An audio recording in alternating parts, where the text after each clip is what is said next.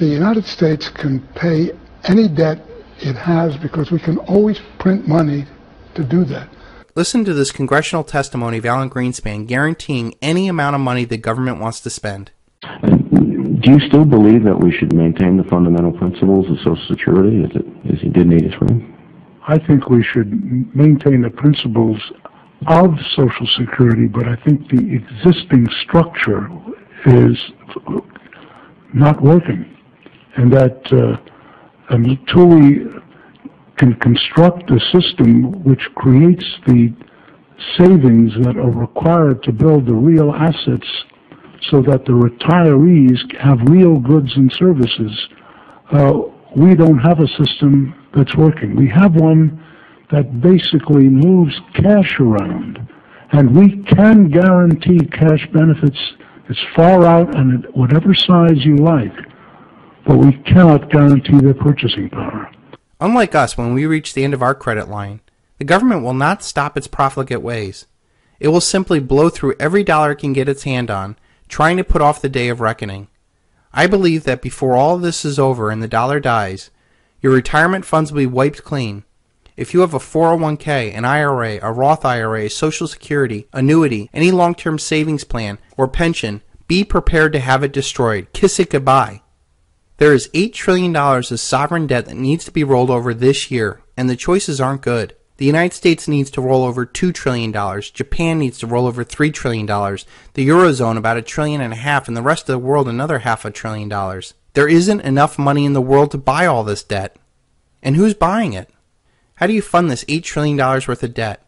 The government can massively raise taxes and cut spending, which would destroy an already weak economy and put every single politician on the firing line. The Fed can buy more debt and continue printing money, which would cause more nations to dump the dollar and adding to the inflationary fire here in the United States, as we've already seen with the BRIC nations dumping the dollar in bilateral trade and oil purchases. This insidious process also destroys your savings.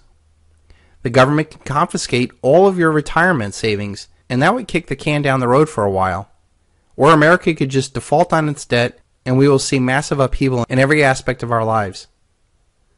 As you can see, there are no good choices, and if you fear paying a 10% penalty on getting your wealth out of retirement funds, think about the 100% confiscation and inflation tax that you could be subject to.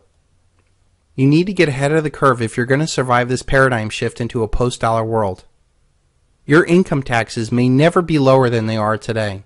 The price of silver may never be lower than it is today. I want to give you an example of what happens when governments cannot raise capital in the bond markets because of surging interest rates, or when governments cannot raise taxes in a faltering economy. They go after the fat free money sitting in retirement accounts and checking accounts. And if that was just the end of the thieving, that would be one thing, but it never stops there. When Argentina went through their hyperinflation, they froze all accounts and then devalued and inflated away the currency. People could only take small amounts of money out of their bank while the majority of their assets turned into nothing. And if you don't think this is going to happen here, the Department of Labor floated a trial balloon about, quote, annuitizing 401ks. The plan would get rid of those pesky and risky management accounts and to put your savings in safe and secure treasury bonds. We are already at the point where China, Japan, and the rest of the world refuses to buy any more of our debt. The Federal Reserve is buying anywhere between 60 and 80% of the new debt, and now is even balking at QE3. And people wonder who in the world is going to buy the biggest bond bubble ever. Well, the answer might just be your retirement account. So if you think the government is going to come steal some coins from you in a midnight raid with the SWAT team, surely you must expect them to declare a bank holiday and steal your wealth that you have in your bank, because that would be far easier. Or nationalize trillions of dollars sitting in IRAs and 401ks and invest them into treasury bonds that nobody in the world wants, because that would be easier. Or they don't even have to take your assets. They can simply steal all of your wealth by printing more money, which is what they've been doing. And to me, that's the worst option, because not only does it destroy your savings, but it also destroys your earnings.